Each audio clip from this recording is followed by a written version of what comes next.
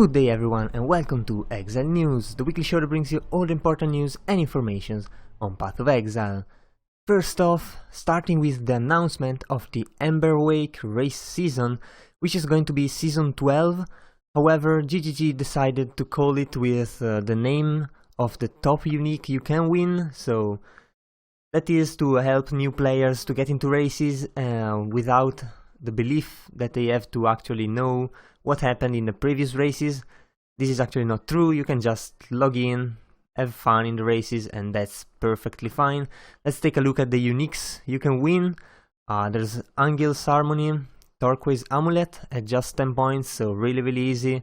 40 points for the Alternate Art Stone Ring, 100 points for the Edge of Madness Etched Greatsword, and 250 points for the Rush Kaldor's Patience, pretty interesting amulet, and 500 points for the Wrathpith Globe, Alternate Art of course, and lastly the Emberwake Ruby Ring, which is pretty crazy. You can stack multiple ignites on an enemy. There's however 80% less burning damage, so that's going to be interesting to see how people use it.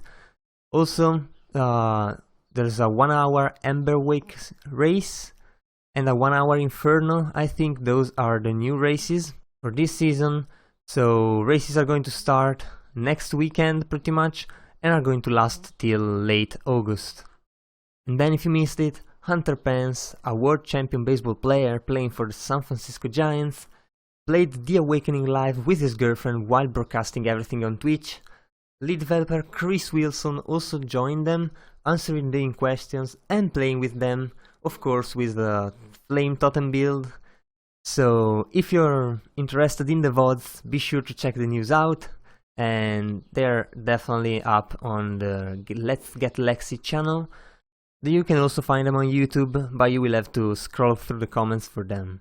Also, GGG reminds us that the video making event is going on, and while giving a couple of tips on how to work with videos, GGG showed some of those who have already been uploaded that are actually pretty decent, and that's just to motivate those who think they cannot make any videos because they're not good enough. But there's really no problem. You guys should just go with it, don't care about anything else, just have fun and try it out. You know, you might win something. And also, 2 players won Alienware laptops for the race to kill the final boss of Act 4, and it was Dr. Meat for the Warbands League and Angry Weasel for the Tempest League respectively, so congrats to them for winning a nice Alienware laptop, which they can use or sell. I guess the second is the best bet. Also came the 2.0.0D patch, which nerfed finally the last boss on Cruel and Normal, especially on Normal with less life. It also deals less damage, a lot of less damage to minions. However, it's still kind of impossible to do Malachi with minions.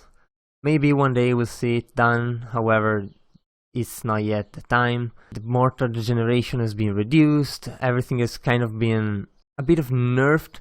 However, Merciless is still going on in full force because that's how it should be. Also, there's been some changes in the Tempest League. For example, the Valais Nova from the Arctic Tempest has been removed. I guess the video about Summon Raging Spirits getting into them was a bit of a hint for this. And also there's been a couple other fixes, so kind of a good patch, even though of course a really small one. That's how it works. After a big patch there's a lot of smaller ones to fix and fit everything that wasn't perfect before, and now it's getting to the point where it is. Last we got the community showcase. I don't even know which number is it anymore, doesn't matter. State of Exile, episode 33 and 34, the famous podcast is going on. Again, of course, there's ZD, Xenocide Genius and Pox as the hosts. And then they got Project PT for the first guest, and Chasiu Bao I totally butchered the name as the other guest. Then we got some fan art, a Marauder Karui, which looks pretty good, like right after slaying Dominus. And then there's a temple, or rather a witch in a temple. You can spot some unique items on this witch, especially these chevrons, wrappings, of course. And then there's a witch, which I kind of like. I think the head part is pretty good. Also, again, you can discover or you can notice some very specific, unique or MTX items, which makes everything really good. Also, it's not done. There's a Forsaken Master highlight, which is a video showcasing some of the best moments for the past patch, big patch, which was the Forsaken Masters. It's already passed a lot of time and it's pretty impressive if you think about it. But anyway, this was all for this week. If you enjoyed the video, leave a like and a comment down below. Also, if you want to remain updated every week, be sure to subscribe to my channel. So that was all. I've been your host, Giorgio, and I'll see you guys the next time.